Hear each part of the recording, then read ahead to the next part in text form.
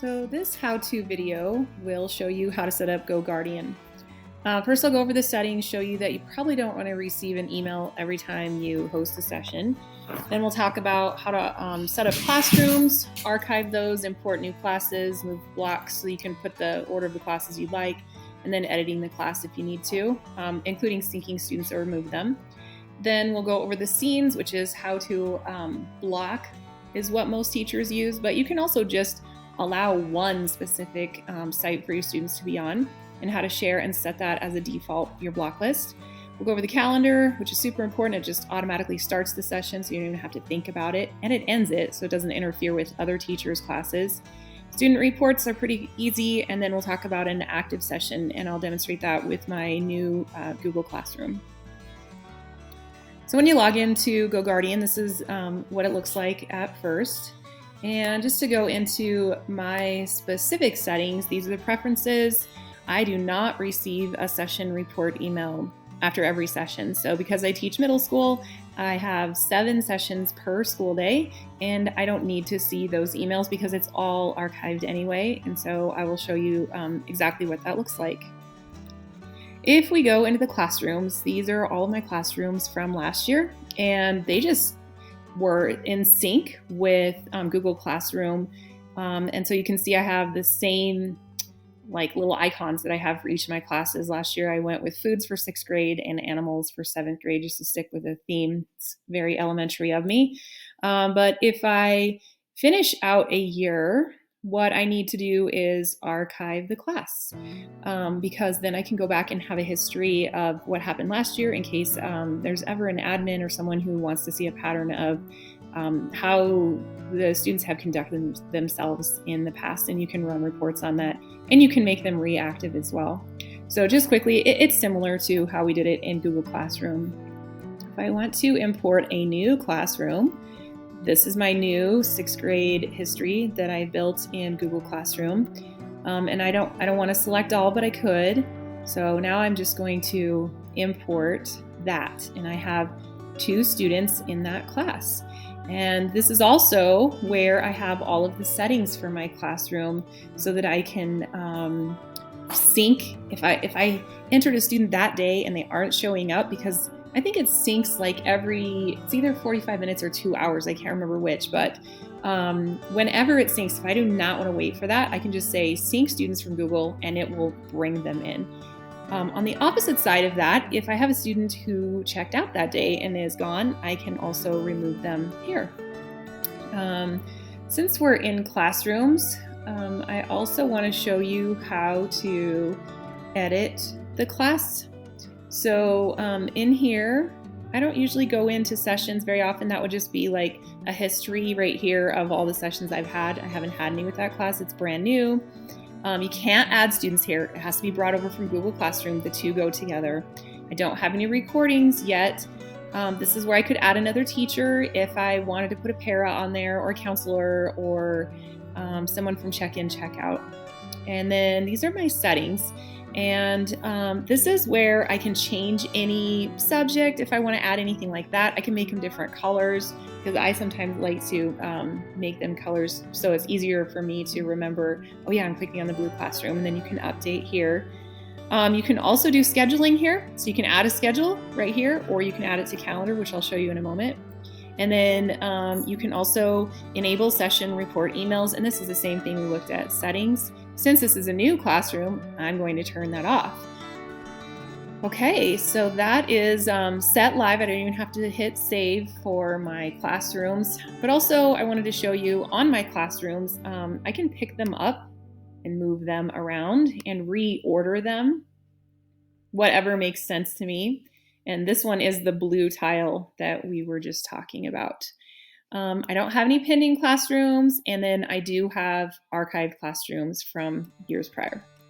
Let's check into scenes really quick. These are allowed websites. So if I just wanted my whole classroom to be on one site at one time, this is where I would go in and I would edit that, and I could set that as my default so that students always go to, let's say it's like, you want to go to have them do iStation or something like that immediately, you can have that happen. More common, especially at the middle level, what we use is a block list. And so this is called blacklisting. This is whitelisting where you allow, and this is blacklisting. And so what I have here is, if I go in, I have all of these blocked. I have 131 websites blocked, and most of it is when students are in my class and I'm like, oh, playing pizza cutter, block, and I'll show you how to do that in a moment. But if I did want to search something that I was not sure if it's on there or not, I can just type it in, or I can paste it over from what a student is using, and it'll be like, hey, these are the ones allowed. If you don't want students to go to Popcorn Flicks, you hit add and it slides it right over to here. So super handy. And there are several pages of NFL links, just to be clear on that. Additionally, if I go into scenes and I want to share my scenes, which I do have them shared with these teachers because they wanted to be able to copy those and use them, or I can also share the link, because who wants to figure out 131 blocked sites when someone else has already invented the wheel? Happy to share those if you want. Also, I want you to notice you can say here set as default, and that means when I go into my classrooms, I can, in my settings right here, I can set a default scene if I have it, my block set as default. So that now is going to be block rather than no default. And now my new class is blocked from those 131 links as well. Let's talk about calendar. I already have my calendar set up. So this was today and the day is over. So I did have a recording session, first period from 8:10 to 9:02. I start this as soon as the students are entering my room. I don't give them the 5 minutes that they come in the morning to play games or to be unblocked from my scenes, and I record everything from the time I'm responsible from them being in my classroom until they leave the classroom and the bell rings. And then I start the next period immediately at the same moment when those students are coming into my class. I found that those 3 minutes between classes, even though they'll complain that it's not enough time, it's enough time for them to get in trouble when they have a Chromebook that's not blocked from my class things. I mean, obviously the school blocks things. So tomorrow, these are all of my sessions.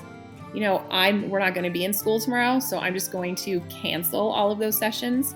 And it says it's just one session or all future sessions. Be careful on this. If you take the time to set up your calendar, you just want to cancel that day or that session. But here's how you add a new calendar. So you unfortunately can only do one classroom at a time because obviously you're seeing them all at different times. And you pick the days of the week.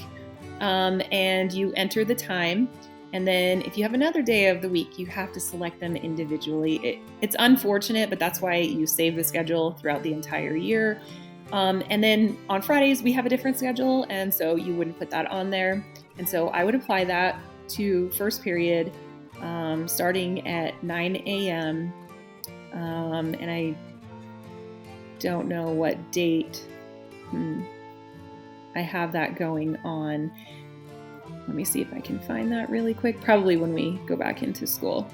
Let me go back into that just to see what my schedule is. Go into my classroom and I want to see edit my class, go into my scheduling.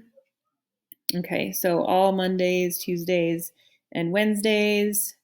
It might be interfering with my other class, I'm not sure.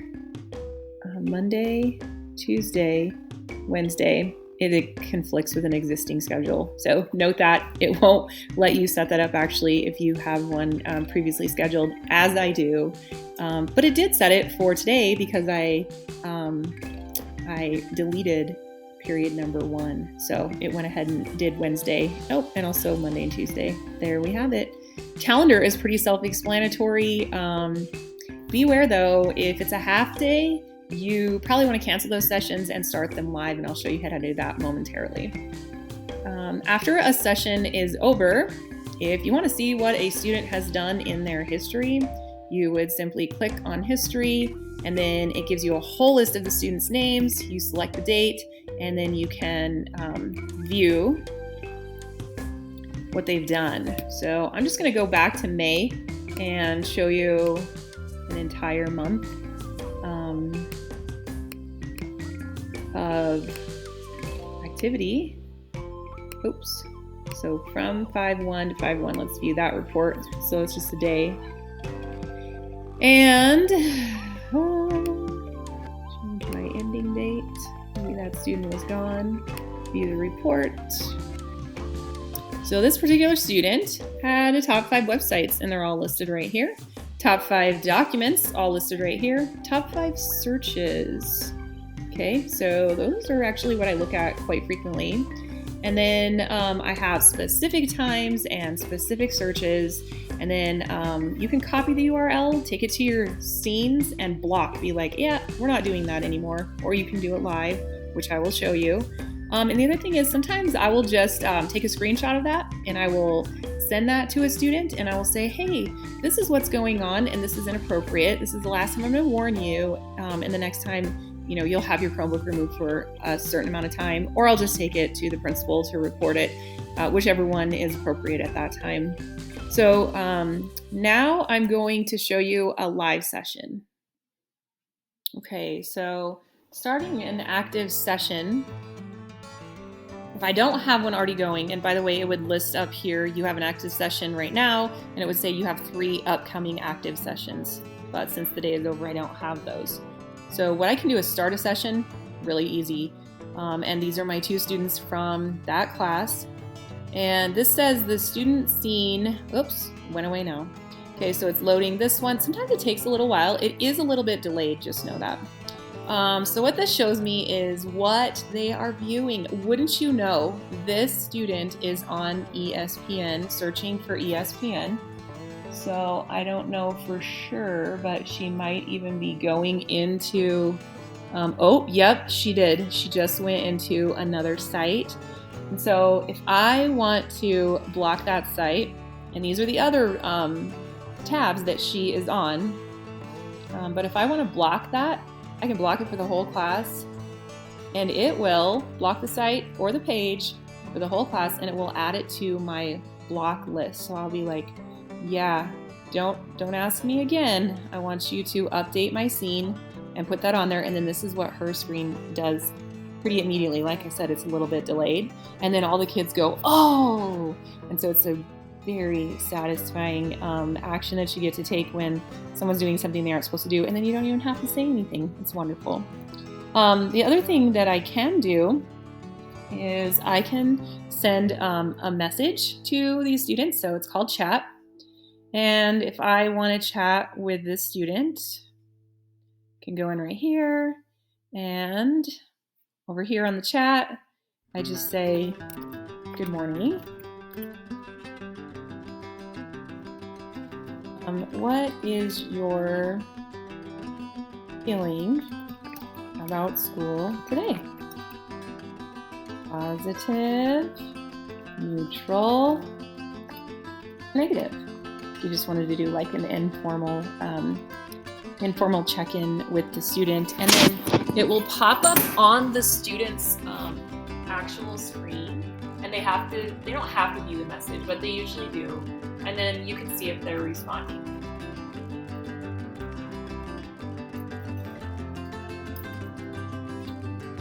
Oh, and that student has a hard time spelling, and so now I'm in a chat session, and it gives me an update that, hey, you have a notification that you have a message, and it will also show up down here.